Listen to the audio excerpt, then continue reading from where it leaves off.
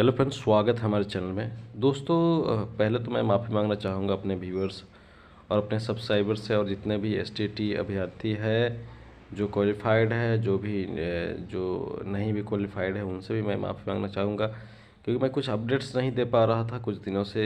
पिछले करीब जो है आपका पिछले साल 2021 के सितंबर अक्टूबर से भी मैं कुछ अपडेट नहीं दे पा रहा था। उसका सबसे बड़ा कारण है कि मैं एक प्राइवेट जॉब ज्वाइन कर लिया हूँ। आपको पता है प्राइवेट जॉब में कितनी मेहनत होती है और कितना आपको समय मिल पाता है, मुश्किल होता है समय निकालना।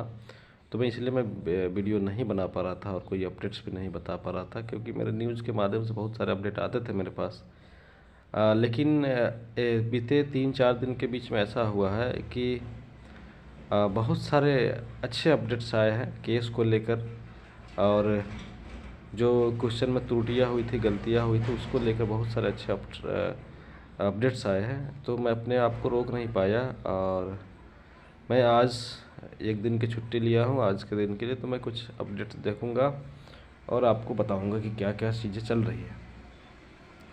तो आपको पता है कि लास्ट 22 मार्च को एक सुनवाई हुई थी, कोर्ट केस में सुनवाई हुई थी, जिसका जो है मैं आपको निचोड़ बता रहा हूँ क्या है कि उसमें बहुत सारी चीज़ें बताई गई थी कि जैसे क्वेश्चन गलत थे, 7 या 8 क्वेश्चन गलत थे, प्लस उनके जो है जो नोटिफिकेशन के साथ जो छेड़छाड़ हुई थी, नॉर्मलाइजेशन की क्या स्थिति थी, इन सारी चीज़ों पर विचार हुआ था।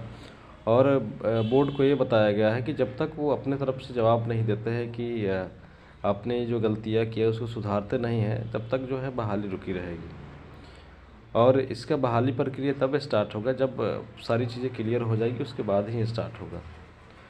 और बात रह गई आपका कंप्यूटर साइंस में जो 1600 के आसपास जो सीटें हैं, उस पर काफ़ी बच्चे का रिजल्ट आए हुए थे, उसमें कई गुना रिजल्ट आए हुए हैं कंप्यूटर साइंस का। और अब हो गई कि उसमें 7 से 8 क्वेश्चन जो गलत है, अगर उसका मार्क्स बढ़ाया जाएगा तो और भी सारे बच्चों का रिजल्ट आने वाला, जिसका 1 नंबर से छूटा है, 2 नंबर से छूटा हुआ है, पॉइंट से छूटा हुआ है, उन सारे का रिजल्ट आएगा। और आना भी चाहिए। अगर बोर्ड गलती करता है, अगर कोई संस्था गलती करता है, तो उसका जो खामियाजा बच्चे नहीं भुगतेंगे, उसको बोर्ड को सुधारना है। बोर्ड की गलती है तो बोर्ड सुधारे। यहाँ बच्चे तो अपने मेहनत कर रहे हैं, जॉब छोड़ छोड़ कर आते हैं एग्ज़ाम देने के लिए। तो इन सब सारी चीज़ों पे विचार होना चाहिए और बोर्ड को एक क्लियर जो है अपना व्यू पॉइंट रखना चाहिए, जवाब देना चाहिए और इसमें सुधार होना चाहिए। लेकिन एक सच्चाई है बिहार के एग्ज़ामों में, आपको पता है जो आपका बिहार एसएससी की एग्ज़ाम था कितना दिन से लटका हुआ, अभी जाके थोड़ी सी क्लियर हुई, फिर भी उसमें बहुत सारी चीज़ें अभी लटकी हुई है। तो उसी तरह चाहता है कि बिहार बोर्ड चाहता है, बिहार सरकार चाहता है इस बहाली को भी उसी तरह फंसा के और भी दिन खींचे, और भी दिन ले जाए, और भी साल ले जाए। मतलब बच्चे जो है पढ़ते पढ़ते, लड़ते लड़ते बूढ़ा हो जाए, उनका एज बीत जाए और कोई सरकार को जो है कोई मतलब नहीं है। क्योंकि सरकार जानबूझ कर गलतियाँ करती है और जो है उसका असर जो है बच्चों पर होता है, उनका जो खामियाजा बच्चे भुगतते हैं।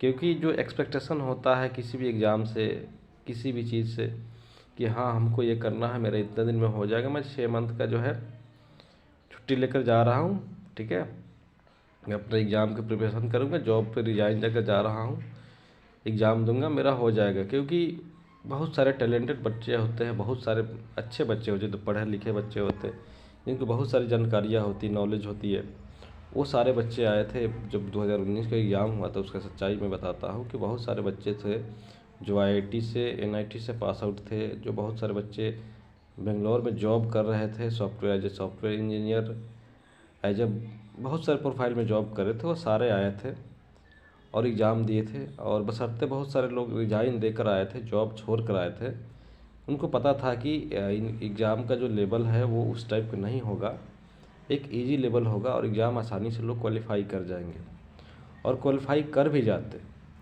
लेकिन हुआ क्या, क्वेश्चन के साथ छेड़छाड़ हुआ, नॉर्मलाइजेशन के साथ छेड़छाड़ हुआ, उसका खामियाजे सारे बच्चे भुगत रहे आज के डेट में। और अदर सब्जेक्ट का तो मैं बात करूँ, मैथ का बात करूँ, तो मैथ में तो ऐसे लेवल के क्वेश्चन दिए थे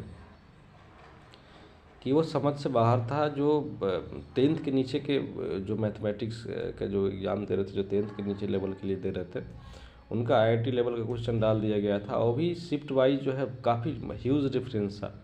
मतलब एक गैप होता है ना, बहुत ज़्यादा गैप था। तो उसमें नॉमिनेशन लगाना और रिजल्ट निकालना काफ़ी मुश्किल हो जाता है। तो इन सब सारी चीज़ों पर ध्यान नहीं किया, बोर्ड की गलती है। उनको सिलेबस सुधार कर एग्ज़ाम लेना चाहिए था और एक पैटर्न बनाना चाहिए था कि हाँ, इस पैटर्न से हम एग्ज़ाम लेंगे, ताकि बच्चे को जो है इसमें प्रॉब्लम नहीं हो, सारे बच्चे का रिजल्ट जो है एक समान रूप से आए।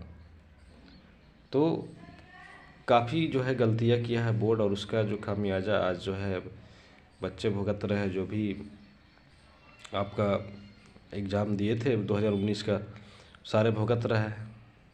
और आपका 22 आ गया, करीब आपका 3 साल बीतने वाली है। सितंबर में जब एग्ज़ाम हुई थी 2020 में, लास्ट एग्ज़ाम जब हुई थी, उसके बाद से समझिए इसका ही आप समझ लीजिए कितना समय हो गया। तो सरकार चाहती है बहाली को पूर्ण रूप से जो है लटकाए और लंबा समय के लिए खींच के ले जाए।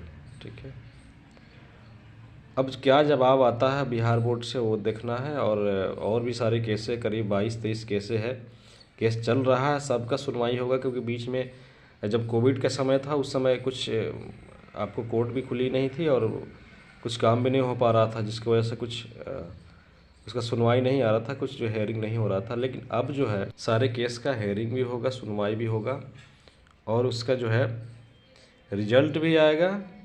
और जो भी सरकार गलतियां कर रही है उसको सुधारना भी उसको पड़ेगा।